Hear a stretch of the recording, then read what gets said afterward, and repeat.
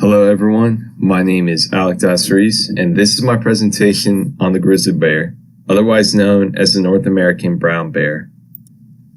The grizzly bear's taxonomy can be explained thusly. The kingdom Animalia represents all animals on the earth. The phylum Chordata represents all animals with a backbone. Class Mammalia obviously represents all mammals. Order Carnivora refers to animals specifically evolved to catch and kill prey for their meat. However, not all animals in this order eat exclusively meat. For example, the grizzly bear forages for fruits and berries to supplement its diet. Family Ursidae refers to the 8 living species of bears. The genus Ursus refers to, specifically, the grizzly bear, the polar bear, the black bear, and the Asian black bear, while the species Arctos means of the north.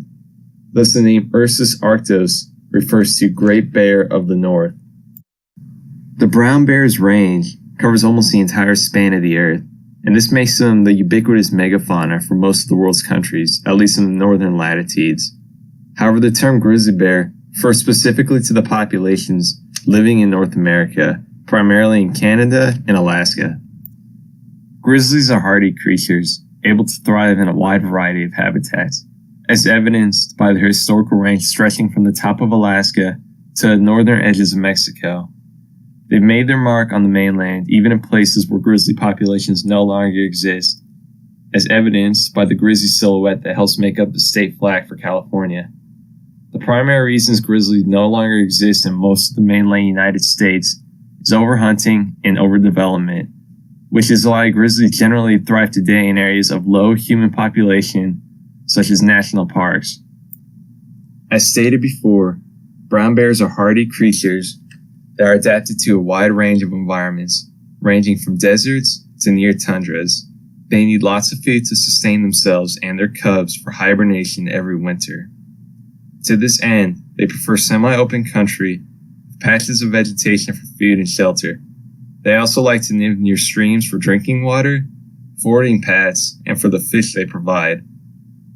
As omnivorous creatures, brown bears do best when given a varied diet. For example, grizzlies in Alaska will eat grasses during the spring and fish and berries over the summer. Because grizzlies are such large and powerful animals, they generally don't need to worry about predation. However, brown bears in the eastern reaches of the range often come into contact with tigers that will attack cubs and even mother bears when presented the opportunity.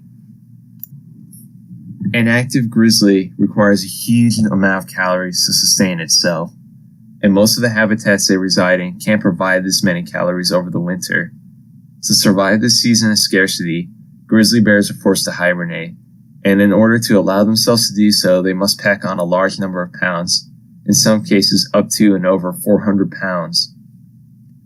This desperate quest for food makes grizzlies especially aggressive right before the winter, and this is the time of year that most grizzly and human conflicts are likely to occur. Females tend to live longer than males, in part because they're less likely to take part in aggressive behaviors, and in part because they have more body fat than males. However, half the cubs in the litters will die before they reach maturity. Grizzlies face natural threats such as predation and disease, and in addition to this, they now face threats from humans including hunting, habitat fragmentation, and climate change. If they survive all these threats, they can expect to make it to their mid-20s in the wild or live to be over 40 years in captivity. Most grizzlies do not become mature until at least 5 years of age. During breeding season, the males will hold fights with each other over rights to breed with the remaining females. The winning male will spend 1 to 3 weeks with his mate, mating with her whenever possible.